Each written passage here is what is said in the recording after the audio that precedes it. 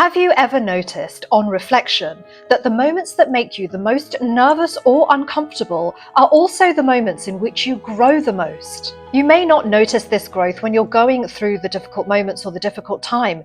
It's after the event that the learning comes. One of the fastest and most effective ways to grow your confidence is to step outside of your comfort zone. Hello, I'm Shuvra Deb, and I'm a resilience trainer, confidence coach, and intuitive healer. If you've ever wanted to feel more confident, self-assured, or resilient, then stay tuned. Your comfort zone feels safe, it feels familiar. But if you stay in it for too long, then you kind of end up a bit stuck. And that's not because you're not capable, it's because you're not stretching yourself to your full capabilities. Confidence often comes when you know you can handle difficult things, and you know you can do that by doing difficult things before you feel entirely ready to undertake the task. Think of it like a muscle. The longer you stay in one position or the longer you don't work out, the weaker your body becomes. It's the same with confidence. The longer you don't try something that you would like to do, or you stay within your comfort zone, then the less confident that you can become. Every time you do something new that takes you slightly closer to your edge, whether it's speaking up in a situation where you wouldn't normally speak up or trying a new opportunity, then you give yourself evidence. Evidence that says, I can handle more than I thought I could. And that's how confidence builds, one small act at a time. It's not about taking major and big, huge leaps, unless of course you want to. It's about taking small, manageable steps that push you to your edge.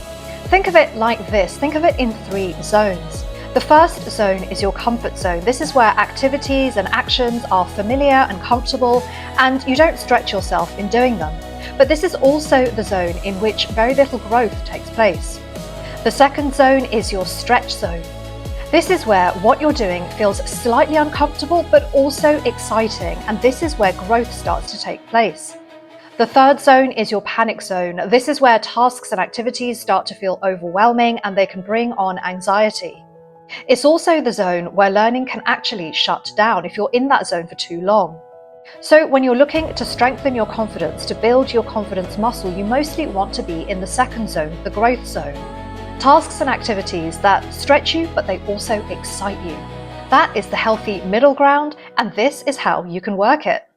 Ask yourself these reflection questions, and through asking this, you'll be able to work out where your stretch zone is, what the next thing is to put you in your stretch zone. Ask yourself, what's one thing I've been avoiding because it feels uncomfortable? And then ask, what's the worst that could happen and could I handle that? And then ask, what's the best that can happen if I take that step? So here's how you put it in action. Identify one small step that you'd like to take that's been making you feel uncomfortable, but that doesn't make you feel anxious or nervous. Then identify what you can do this week to take that step, how you can bring it into being. And then once you've taken that step, reflect on how it made you feel. And that's how you build a library, a catalogue of evidence that proves to you that you can trust yourself and that you can do difficult things.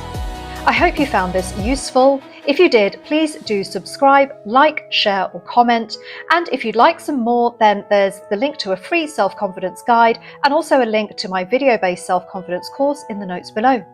Thanks so much for watching. See you next time. Bye for now.